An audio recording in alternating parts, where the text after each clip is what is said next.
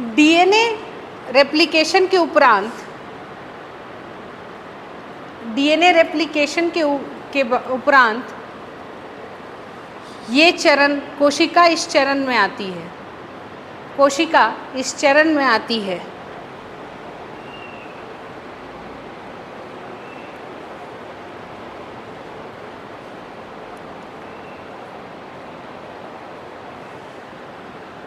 इसमें मुख्यतः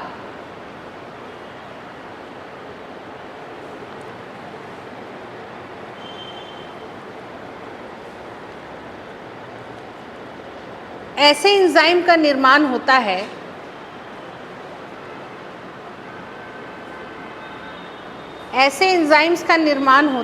एंजाइम या प्रोटीन, एंजाइम्स या प्रोटीन का निर्माण होता है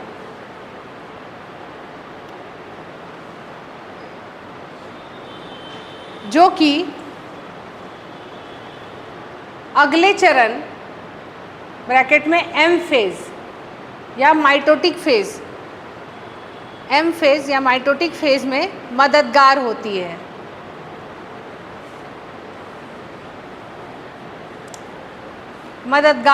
है। एग्जाम्पल के रूप में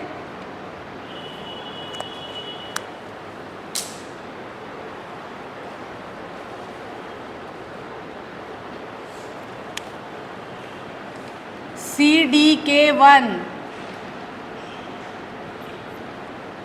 साइक्लिन बी, CDK1 या साइक्लिन बी, ठीक। साइक्लिन्स मतलब ऐसे सारे एंजाइम जो हमको डिवीजन में मदद करेंगे, हम उसको एक कैटेगरी में रख दिए क्योंकि बहुत सारा है और जानते हो हर दिन कोई ना कोई खोज रहा है। मेरी जो सहपाठी थी साथ में, जो हम लोग JNU गए थे यहीं से, वो खोजी थी Hg2Na, उस पर पेपर पब्लिश हो गया है और वो नया एंजाइम खोजी है जो कोशिका विभाजन में कहाँ कहाँ ज़रूरत होता है, तो वो खोजी है Hg2Na। वो एक एंजाइम के लिए वो 8 साल अपना निकाल दी, जीवन का, जवानी सब। तो हमको लगता है कि एक एंजाइम खोज के पूरा अपना टाइम बर्बाद करना, देख रहे ना, लेकिन यही काम ही होता है। हम लोग को भी मज़ा आता है। हम लोग सोचो, हम 6 साल लगाए, कल उपाधि मिल गया, उसके बाद 6 साल झारखंड के केचुआ और क्या हो रहा है पेस्टिसाइड से। तो ये रियलिटी भी है। कल जब स्टेज दिया गया तो हम ये भी बोले कि सिर्फ संगोष्ठी में बात करके, कॉन्फ्रेंस में इतने बड़े बड़े लोग, हम बोले भी हम बहुत छोटे हैं इसमें, यहाँ जिस जगह के लिए, उम्र में भी, ज्ञान में भी। आप लोग सब बहुत बड़े लोग बैठे हैं सामने, दुबई से आए हैं, इधर से आए हैं, लेकिन मैं एक बात कहना चाहूँगी कि हमें सराहना तो आपने दे दिया, लेकिन इसका कुछ होगा आगे जाके, बोल दिए। हम इतना बोल्ड आदमी है, अवार्ड मिला, बोल दो, दिया था। मतलब I would like to thank mummy papa, वो सब नहीं, सीधे काम का बात, मम्मी पापा, गॉड, ये सब नहीं। आगे क्या, तो यहाँ पे वो जो खोजी ना, देखो इसका क्या फ़ायदा हुआ। Hg2Na का एक खोजी थी जो, उसका मात्रा देखा गया कि कैंसर सेल में उसका निर्माण किसी किसी स्टेज में कम और किसी किसी में ज़्यादा होता है। तो बिना आदमी का बायोप्सी किए, खाली थोड़ा सा उसका मुंह से खाली DNA निकाल देंगे गाल में से ही, उसमें से आप बता सकते हैं कि उसको कैंसर है कि नहीं। ओरल किट आगे जाके हो जाएगा, देखना बहुत लोग लगे हुए हैं। सिर्फ ओरल किट से आप चेक कर सकते हैं। जैसे कोविड कैसे आप नाक में ऐसे की और घुसा के चेक कर लेते थे घर में, उसी तरह कैंसर चेक करने के लिए ओरल किट्स हो जाएंगे। सोचिए कितना पैसा बचेगा। एक बायोप्सी कराने में कितना पैसा लगता है, आपको अनुमान है? हमको अनुमान है। हम अभी 2 महीना पहले ही अपने बहुत प्रिय व्यक्ति को खोए हैं और उसके बाद ही मतलब बहुत स्थिति ख़राब थी। वो बहुत, मेरी बड़ी बुआ को हम खोए कैंसर को, बहुत हम दौड़े उनके लिए लेकिन बचा नहीं पाए। तो वो खालीपन रहेगा और अफसोस होता है कि हो जाता सर्वाइकल कैंसर। उसका इंजेक्शन बना लिया गया था लेकिन वो भारत में था नहीं। हम रेडी थे जाने के लिए लेकिन बोला गया टेस्टिंग नहीं हुआ है, आप ला ही नहीं सकते इंडिया में। ठीक है। तो कितना सारा बायोप्सी करके आदमी, बायोप्सी करने समय जानते हैं क्या किया जाता है? बायोप्सी जानते हैं क्या होता है? जहाँ भी कैंसर होता है ना, कैंसर मतलब ये जो सेल साइकिल है ना, देख रहे हो कितना आराम आराम से चल रहा है। 12 घंटा रह रहा है किस फेज में? यहाँ से लेके यहाँ तक रह रहा है ना। उसके बाद आपका 5-6 घंटा में ये भी समाप्त हो जा रहा है। टोटल 24 घंटा में आपका एक नया कोशिका तैयार हो रहा है ना। कैंसर में जानते हो 1 मिनट में ये सारा फेज हो जाता है। 24 घंटा में कितना मिनट होता होगा? 60 से गुना कर दो। जो कोशिका 1 दिन में बननी थी वो 1 मिनट में बनने लगी। तो वहाँ मांस का लुथड़ा जमा हो जाता है। यहाँ तक कि उस मांस का लुथड़ा जहाँ भी जमा हो जाएगा, उसके अंदर अगर ब्लड वेसल जमा मतलब घुस जाए, मतलब अपना जो हम लोग का जो शरीर का नस है, नस अगर उस कोशिका में घुस गया तो अब पूरा अच्छे से संचार होगा। जो ऑक्सीजन आपके शरीर को जाना चाहिए था, अब उस मांस के लुथड़े को जहाँ भी वो है वहाँ पे जाने लगेगा। ठीक है। और 2 तरह के कैंसर होते हैं। आपको हम एक और चीज़ शेयर करना चाहेंगे। हम भी ट्यूमर से गुजरे हुए आदमी हैं, जिंदा है। बोला था लोग बचेगी नहीं, बढ़िया से जिंदा है। ठीक है। अब तक देखते हैं कब तक। तो ट्यूमर होता है, ट्यूमर में बस मांस का लुथड़ा रहता है। उसको अर्ली स्टेज में अगर आप उसको काट के निकाल दिए तो आप बच गए। मान लो ज़्यादा ग्रोथ हो गया है, उतना दूर छुरा चाकू चलाए कहीं भी, मेरा गला में था, बोला था आवाज़ नहीं होगी, मेरी आवाज़ दूसरी थी ना, और वो काट के निकाल दिया गया ट्यूमर। ठीक है। तो वो काट के जब निकाल दिया जाता है तो आदमी सर्वाइव कर जाता है। लेकिन कभी कभी क्या होता है ना, एक कोशिका कितनी छोटी है आपको बता रहे हैं ना, बहुत छोटी है। अब काट के भी अगर आप निकालेंगे तो कुछ कोशिका बच जाएगी, तो फिर से वो बना लेगी। 1 मिनट में डिवाइड करता है, तो बार बार होने लगेगा। और कभी आपके खून के नली से जाके कहीं और जाके जमा हो जाएगा, वहाँ पे बढ़ाने लगेगा कैंसर। इतना डेंजर होता है। और जो भी आप खाना खा रहे हैं सब पोषण वो चूस लेगा। तो आदमी कमज़ोर कमज़ोर होते होते 1 स्टेज 2 स्टेज फाइनल स्टेज मर जाता है। कमजोरी रहता है, वीकनेस होता है, मर जाता है तुरंत, बहुत टाइम नहीं लगता है। तो ट्यूमर स्टेज से और ऊपर, ट्यूमर के बाद आता है कैंसर स्टेज। ट्यूमर क्या है? जो आक्रामक कैंसर नहीं होता है, बेनाइन एंड मैलिग्नेंट।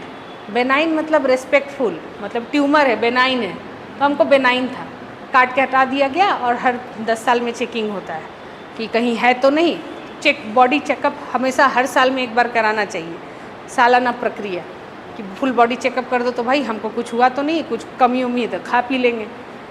तो इसीलिए फुल बॉडी चेकअप एक बार ज़रूर कराना चाहिए साल में। ठीक। तो ये चीज़ हुआ। अब यही कैंसर पूछा था आपके एग्ज़ाम में, कैंसर क्या होता है? ठीक है। तो कोशिका विभाजन जब अनियमित रूप से हो जाती है तो उसे कैंसर सेल, जब कोई भी कोशिका का जो अगला कोशिका विभाजन में नियंत्रण खो जाता है तो उससे कैंसर हो जाता है। और उसमें कोशिका विभाजन का नियंत्रण ना होता है और उसमें कोशिका बहुत ज़्यादा मात्रा में बनने लगती है तो उसको कैंसर कहते हैं। और जिस एरिया में होती है उसको उस तरह का नाम दे दिए। गले में हुआ तो नेक कैंसर, माइंड में ब्रेन में हुआ ब्रेन कैंसर, पेट में हुआ तो स्टमक कैंसर। समझ गए ना? इस तरह से कैंसर का अलग अलग नाम है। ठीक। नहीं, कैंसर जेनेटिक नहीं होता है। कैंसर का मुख्य कारण अभी जो पाया गया है वर्ल्ड में, और सबसे ज़्यादा कैंसर हो रहा है आपका कोलोन कैंसर, पेट में कैंसर। अब पेट में मतलब आप खा क्या रहे हैं। और आपको बता दें, जितना पेस्टिसाइड आप खा रहे हैं, प्लास्टिक का रंगीन बोतल से पी रहे हैं, मेरा अंदर स्टील है, प्लास्टिक का बोतल से आज आप पी रहे हैं, लेकिन 20 साल बाद अगर आपको होगा तो आप जान जाइएगा क्यों हुआ था। क्योंकि इससे पहले वाले जनरेशन में प्लास्टिक में पानी कोई नहीं पीता था। अब खरीद लो जितना प्लास्टिक खरीदना है, सुंदर दिख रहा है, लेकिन ये जो कांड करेगा वो 20 साल बाद पता चलेगा। ठीक है। इसीलिए वो स्प्राइट में तो बिल्कुल नहीं। वो देखो पिंक, ये सब रंगीन रंगीन दुनिया। प्लास्टिक से बचो यार। मेरा अगला रिसर्च वही है, फिर अवार्ड दे देगा, फिर हम उन लोग को स्टेज पे ही अनशन बोल देंगे कि झारखंड में किसी को कोई मतलब नहीं है शोध वोध से। तो अफसोस लगता है, बट ठीक है। और जागरूक होना होगा ना। हम और तुम जागरूक नहीं होंगे तो कौन होगा। तो प्लास्टिक कम से कम बदल देंगे कि क्लास का बाद खाली हवा में। स्टील वाला ले लो बबुआ लोग, है ना, पियो उसमें दम भर। तुम लोग का जनरेशन है, जब तक तुम लोग को ऐश करने का टाइम है, अगर खूब धन संचय करके विदेश यात्रा के लिए जाने लगोगे तब पता चल जा कैंसर है, तो क्या करोगे। कहा जा रहा है संभावित है और मुख्यतः संभावित है। इसीलिए देखते हो बीपीए फ्री प्लास्टिक है। बोलेगा दुकान ला है ये कचकड़ा है, ये इसका तुम 20 रुपया रखा है, दूसरा प्लास्टिक थोड़ा अच्छा दिख रहा है उसका दाम तुम 80 रुपया रखा है। क्या है? अरे मैडम ये बीपीए फ्री है। बीपीए फ्री देखे हो, नोटिस किए हो, देखना लिखा रहेगा बीपीए फ्री। तो बीपीए फ्री में दे रहा है तुमको। एक्चुअली बीपीए हटाया नहीं हटाया तुम थोड़ी देखने जा रहे हो। बीपीए है बिस्फिनॉल, ठीक है, बिस्फिनॉल। और ये जब रहता है ना, कैंसर होने का 100% चांस है। जितना आप प्लास्टिक पकड़े हैं सब में बिस्फिनॉल है।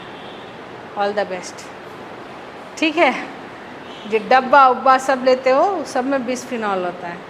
बिस्फिनॉल ए बहुत खतरनाक, बहुत खतरनाक। स्विग्गी जो गरम गरम खाना आता है ना, वो सबसे पहले बिस्फिनॉल को सोखता है। सब प्लास्टिक में खा रहा है। इससे अल्टरनेटिव है नहीं। जाइए आप स्टील में खाइए, स्टील का टिफ़िन मिलता है इतना अच्छा सस्ता वाला।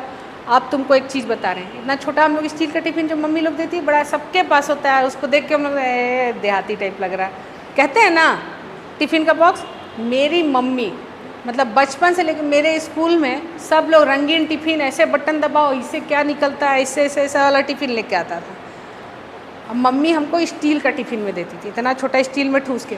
हम रोते रह गए, चिल्लाते रह गए, 12 तक पढ़ गए, हमको वही टिफ़िन, वो टिफ़िन आज भी है मेरे घर में, ठीक है, स्टील का टिफ़िन। मम्मी बोली तुम मम्मी हो कि हम मम्मी हैं? तुमने आप मम्मी हैं तो हमको प्लास्टिक का नहीं ले देंगे। तो कोई प्लास्टिक का चीज़ नहीं आ रहा घर में, तुम इसी में खा रही हो।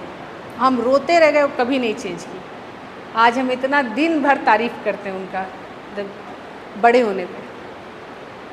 वो टिफ़िन जानते हो, सेम टिफ़िन जब हम जर्मनी गए वही टिफ़िन लेके गए। वो टिफ़िन जानते हो वहाँ कितना का मिल रहा था, उसी के टाइप का। विश्वास नहीं तो गूगल करके देख लेना। बताओ कितने का टिफ़िन होगा वो स्टील टिफ़िन। और वहाँ पे उन लोग प्लास्टिक में ही खाता है, या मेलामीन। उन लोग के पास स्टील का कुछ है नहीं प्रोडक्शन। भारत है दूसरे नंबर पे, दूसरे और पहले, अभी पहला चल रहा है कि नहीं देख लेना, चाइना है हम लोग से आगे।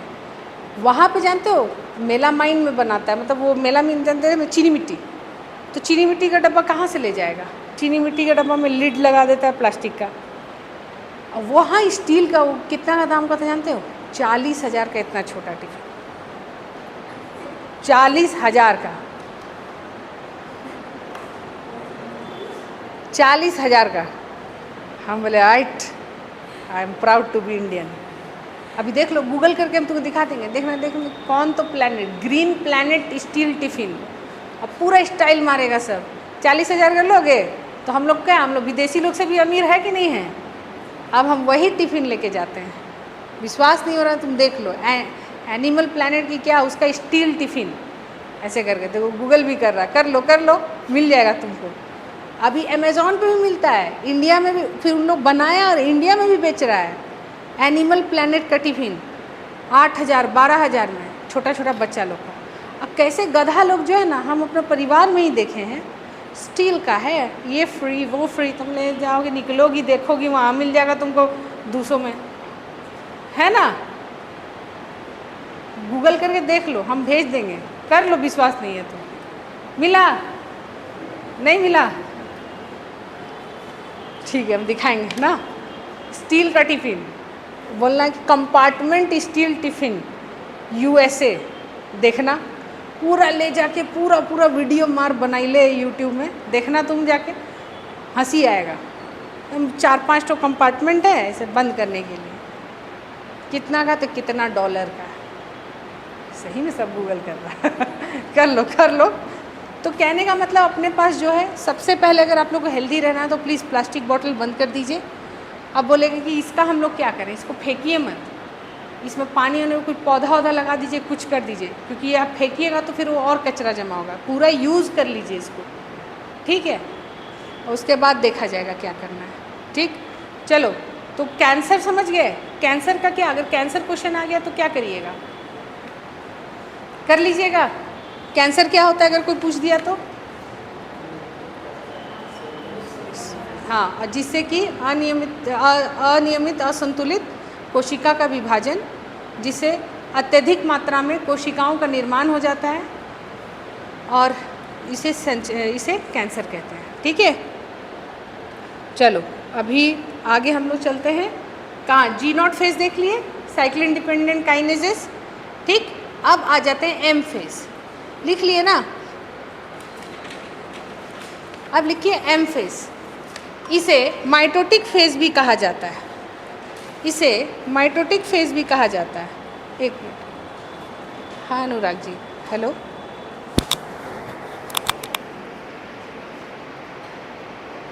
अभी तो हम क्लास में मोराबादी में, तो अभी हम पहुँच जाएंगे हरमोन में, तो वहाँ आ जाएंगे। अभी तो आप कितने दिन में आ सकते हैं मोराबादी फिर आना? ट्राइबल रिसर्च इंस्टीट्यूट है ना, जान गए ना, उसी में पढ़ा रहे हैं। क्लास मेरी बस खत्म हो जाएगी 10 मिनट। हाँ आइए, TRI है ना, जानते हैं ना, बस ठीक है। तो आप समझ गए। अब है माइटोटिक फेज, इसको लिखिए। माइटोटिक फेज को ही डिवीजन फेज भी कहा जाता है। इसमें 4 चरण होते हैं, 1 2 3 4 करके लिखिए। Prophase, metaphase, anaphase, telophase.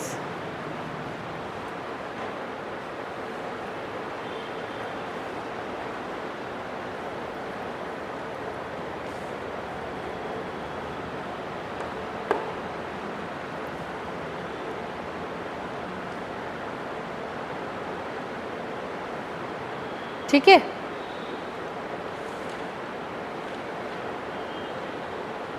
कितना पेज हो गया देखिए तो, 2 पेज 3 पेज हो गया, 1 पेज ही हुआ ना, 2 पेज, बढ़िया से 1 2 3 करके कर लीजिए। अब पहला लिखिए प्रोफेज।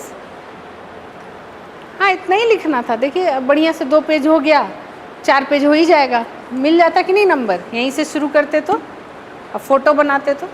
पहला लिखिए प्रोफेज, अब फोटो बनाइए प्रोफेज। पहले लिखिए उसमें, इसमें centrioles centrioles centrioles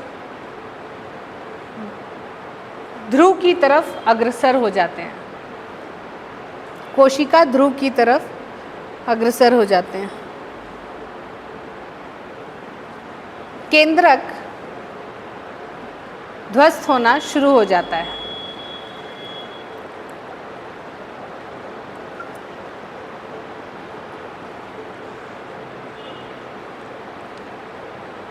point wise लिखिएगा, है ना। 3rd पॉइंट, क्रोमोसोम और गठीले हो जाते हैं, या क्या बोले, घने हो जाते हैं, क्या बोलेंगे, डेंसिटी, क्या पैक हो जाते हैं तो, हाँ सखन, टाइट को बोलेंगे, कंडेंस को क्या बोलेंगे हिंदी में, कंडेंस लिख दो ना, क्या दिक्कत है। कंडेंस मतलब और छोटा होकर एकदम और टाइट पैक हो जाता है ना, कंडेंस हो जाते हैं। कंडेंस, कंडेंस का स्पेलिंग CONDENSE, कंडेंस, कंडेंस हो जाते हैं। ठीक है, अब ये फोटो बना लीजिए इसी के बगल में, नीचे में बगल में जहाँ, और इसको मार्क करिएगा, केंद्रक धूमिल या फिर केंद्रक ध्वस्त, क्या लिखेंगे, ध्वस्त लिखेंगे कि क्या लिखेंगे, केंद्रक गायब। लो, हमको नहीं मिल रहा वर्ड तो हम क्या करें, तुम लोग देख लो क्या लिखोगे। सेंट्रियोल,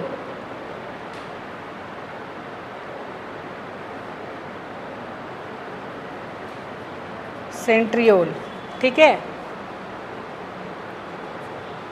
और यहाँ लिखिए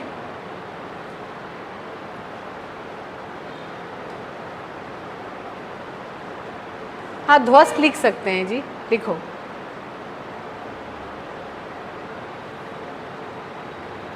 वैनिशेस, अब वैनिशेस तो मतलब होता गायब होना, तो क्या नहीं लिख सकते हैं। Condensed, condensed chromosomes, CONDENSED chromosomes, ये 4 चीज़ आप मार्क कर दिए फोटो बना के, हो गया कि नहीं।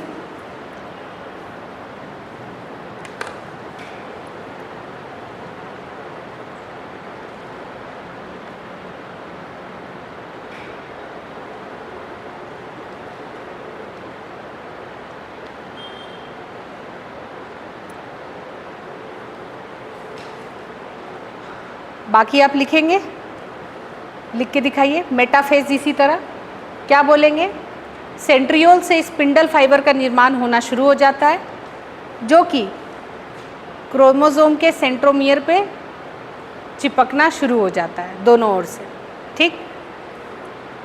जितने भी क्रोमोसोम है वो कोशिका के मध्य में आ जाते हैं और इक्वेटर पे सजे हुए होते हैं, ऐसे लिख दीजिएगा और ये फोटो बना दीजिएगा, ठीक। फिर एनाफेज लिखिए,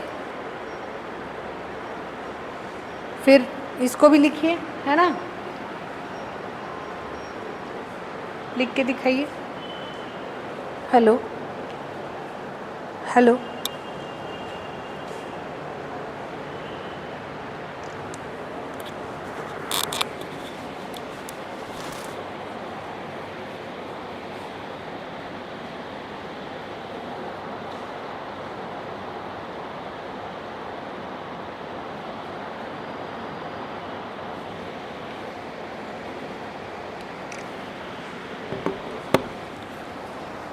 लिखिए और फोटो बना के लिखिए। वो जो आपको दिए हैं फोटोज अभी दिखाए, उसमें डिस्क्रिप्शन भी दिया हुआ है, उसको देख के समझ के लिखिए। तो लिख के दिखाइए, खुद से लिख पाएंगे? नहीं, कोशिश करिए। समझ रही हो डॉली? मेटाफेज में लिखिए, स्पिंडल फाइबर का निर्माण होता है। पहले तो लिखेंगे कि क्रोमोसोम मध्य में आ जाता है, स्पिंडल फाइबर का निर्माण सेंट्रियोल कर देती है और क्रोमोसोम्स के सेंट्रोमियर से स्पिंडल फाइबर चिपक जाता है, ठीक। एनाफेज में क्या लिखिएगा,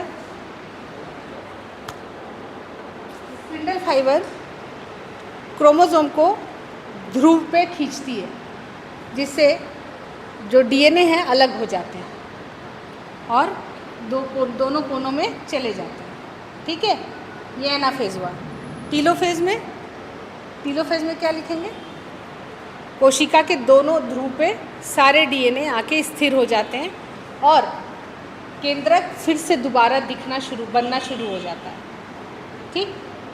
उसके बाद दोनों कोशिकाओं में विभाजन हो जाता है, जिसे साइटोकाइनेसिस बोलते हैं। इस तरीके से एक कोशिका से दूसरी कोशिका का निर्माण होता है, ठीक है। अब बताइए, एक बार देखिए, यहाँ पे n का मतलब होता है नंबर ऑफ क्रोमोसोम, ठीक है। n मतलब एक सेट को 23, n मतलब क्रोमोसोम पेयर्स, क्रोमोसोम के कारण यहाँ 2n, हमारा 2n है ना, 2n कितना 46 क्रोमोसोम है ना, n कितना हमारा 26, 23 कहाँ रहेगा, ओवा में और स्पर्म में।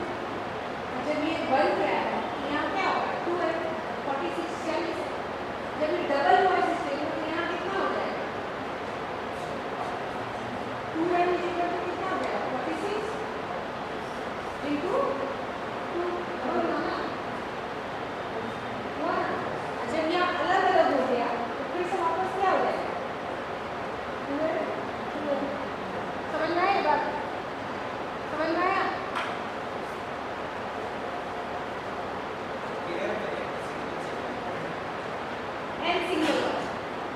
N is haploid. हैप्लॉइड मतलब जब सिंगल जोड़े में नहीं है। स्पर्म में सिर्फ पिताजी का हमारे पास क्रोमोसोम आ रहा है, ओवा में सिर्फ माता जी का। जब दोनों फ्यूज हुआ तब माता पिता को मिला के हम लोग हैं 2 हैं। कौन है हम लोग? 2 हैं। हमारा फिर जब हमारा स्पर्म या ओवा बनेगा तो वो हो जाएगा एन, है ना। उस तरह के सेल को हैप्लॉइड बोलते हैं, और जिनके पास 2n होता है उसको डिप्लॉइड बोलते हैं। तो हम लोग कौन सा ऑर्गेनिज्म है, हैप्लॉइड है कि डिप्लॉइड है? डिप्लॉइड है। सिर्फ जब हम लोग गैमेट्स बनाते हैं तब जो भी प्रजनन के लिए जो सेल्स होता है उसको क्या बोलेंगे? स्पर्म या ओवा, और वो क्या होगा? हैप्लॉइड। ठीक है, इसमें सिर्फ एन रहेगा। बुझा रहा है? एन रहेगा, एक सेट। हाँ, शुरू से, तभी तो दोनों जुड़ा, तब तो हम लोग बने। बोलते ना एक मम्मी से एक पापा से आया। सब में हमारे पूरे बॉडी में, अभी हमारे पूरे बॉडी में सब डिप्लॉइड सेल है, 2n सेल है, 46, तभी ना बोलते हैं 46 क्रोमोसोम। लेकिन सिर्फ ओवा में और स्पर्म में 23 पीस होगा, तभी ना दोनों फ्यूज किया तब होगा। वो मियोसिस में पढ़ेंगे, ठीक है, कल की क्लास में पढ़ेंगे ये वाला क्लास। यहाँ बता दें तो यहाँ क्या हो रहा है? अल्टीमेटली एक जो सेल है जो 2n था वो विभाजित होकर 2 सेल बना रहा है, वो कैसा हो रहा है?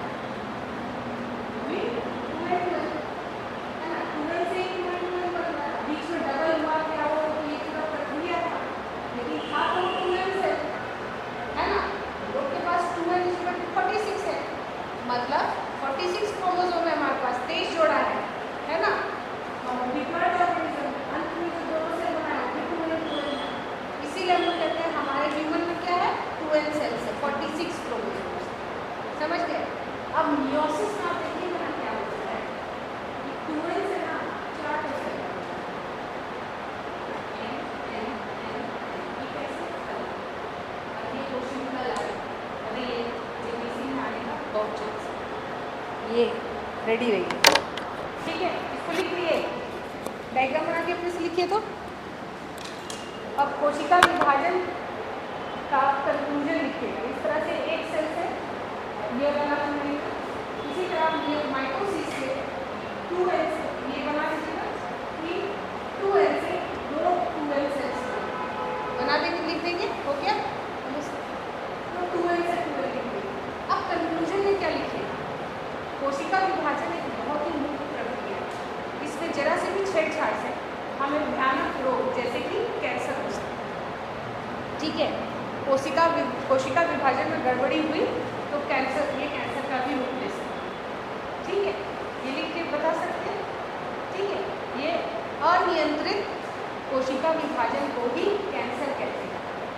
इसीलिए हमें अच्छा खान पान रखना चाहिए, ये वो प्लांट खाना लिख लेंगे। क्लोजिंग लाइन बताइए कितना पेज हो गया? 4 पेज हो गया? 4 पेज हो ही गया। इतना ही आपको बैकग्राउंड में लिख देना। कितना पेज हो गया? 3 पेज से ऊपर हो गया ना, और सारा इंपॉर्टेंट चीज कवर कर दिए। मैंने कितना लिया पेज? 4 पेज दिया ना। बताओ एकदम एग्जैक्ट अच्छा आंसर है ना? कंफ्यूजन लिखने में हो जाएगा, लिख लीजिएगा खुद से। चलिए अब कल हम लोग प्लीज़ कल 10:30 में आ जाए कीजिए आप लोग, है ना। हम भी कल 10:30 से पढ़ना शुरू कर देंगे, ठीक। और कल हम लोग पढ़ेंगे मियोसिस, क्योंकि माइटोसिस बैकलॉग में पूछ चुका है, मियोसिस पूछेगा, लिख के ले लीजिए। अब वो कोशिका विभाजन पूछ दिया है तो वो समझिए, वो जो क्वेश्चन मेकिंग कमिटी है वही वाला तो इसका भी क्वेश्चन सेट किया होगा। तो वो माइंड सेट में क्या होगा? मान लो हाथी को क्वेश्चन देने के लिए बनाया गया, तो आप क्या करेंगे? उतना गड़बड़ी में भी है, आप बैकलॉग को क्वेश्चन सेट कर दिए, आप बायो, फिर आप क्या करेंगे? हाँ, माइटोसिस पूछते थे, चलो मियोसिस पूछते हैं। चांस कितना नहीं बताइए, क्योंकि आपको क्वेश्चन आप देखिए कोई इंसान ही नहीं बनाता होगा, ये चांस हाई है। जो हाई रेंज का क्वेश्चन है उसको, तो ये आप खुश हुई कि माइटोसिस सबसे मियोसिस कल होगा कंफ्यूजन का दौर शुरू। कल मियोसिस देखेंगे, अब जानेंगे कल के बाद